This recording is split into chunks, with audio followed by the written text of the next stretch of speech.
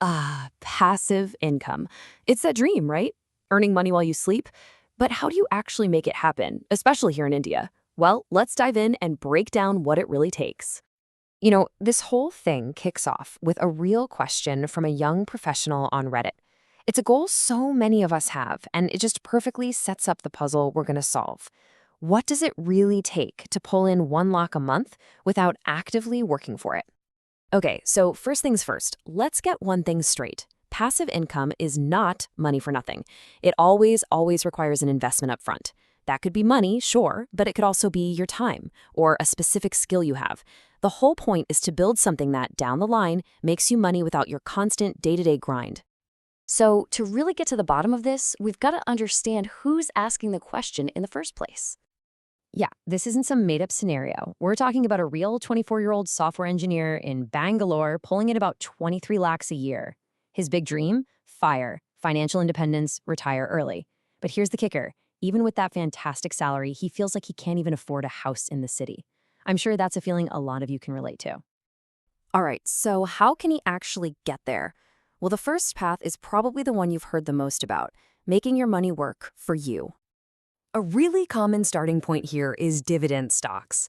Think about it. You own a tiny piece of a stable, established company. When that company makes a profit, they literally give you a slice of the pie, just for being a shareholder. It's your reward for investing in their business. So what's the big deal with these? Well, for one, you can get a regular, predictable income stream. Plus, you're earning money even if the stock's price doesn't move an inch. But the best part, honestly, is the magic of compounding. You can take those dividends and reinvest them to buy even more shares, which then earn you more dividends. It's like a financial snowball rolling downhill. Now, if you're feeling a bit more adventurous, you've a bigger appetite for risk, there's a much newer option on the block: peer-to-peer lending, or P2P. With this, you basically become the bank. You lend your money directly to other people through an online platform, and you earn the interest. And here's why people get excited about it. The potential return is, well, it's huge. Looking at data from one of India's top P2P platforms, more than half of their investors are seeing annual returns of over 20%. I mean, that's a massive, massive number. But, and this is a big but, that amazing return comes with some serious risk. On that exact same platform, 18%, almost 1 in 5 of investors actually lose some of the money they put in because people default on their loans. So the lesson here is crystal clear. High reward is tied to a very real risk of loss. Okay, let's shift gears. Path number 2, leveraging property you might already have. If you own any real estate, you're sitting on an asset that can be put to work. I mean, the most obvious way to do this is just renting it out, right? If you rent out a home, you get that steady cash flow, and demand is usually high. On the other hand, commercial properties can give you a better rental yield and more stability thanks to long-term leases. But you really need to be in a prime business spot for that to work. But let's be real. Who wants to deal with tenants and midnight calls about a leaky pipe? What if you want those real estate returns without all the landlord hassles? Well, that's where something called a real estate investment trust, or a REIT, comes into play. These are companies that own and manage huge portfolios of properties. Think office parks or shopping malls. You just buy shares in the REITs, and you get a piece of all that rental income without ever having to manage a thing. It's pretty much the most hands-off way you can get into the real estate game. All right, on to our third and final path. Now, this one's a bit different. It's for those of you who might have more time and skills on your hands than a big pile of cash to invest. This is all about creating your own assets. We are talking about digital products, things like ebooks, online courses, or even design templates. And the magic of a digital product? You build it once, just once, and you can sell it over and over and over again, an infinite number of times. And look, getting started might sound intimidating, but it's actually more straightforward than you'd think. First, you create your product. Then you build a simple web page for it. After that, you connect a payment system so people can actually buy it. And finally, you market it, often for free on social media. It's a lot of work upfront for sure, but once that system is in place, it can become a really powerful income stream. You know, a close cousin to selling your own digital product is affiliate marketing.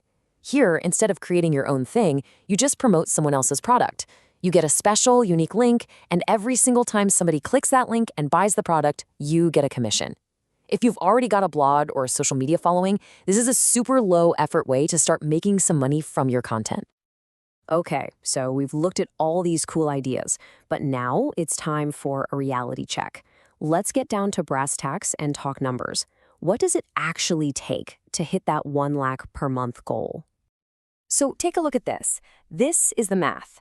If you want a super safe 6% return, say from something like a fixed deposit, you're going to need a whopping 2 crore rupees. If you're willing to take a bit more risk for an 8% return, that number drops to 1.5 crore. And if you go for higher risk equity funds that might give you 12%, you could potentially hit that goal with a corpus of 1 crore.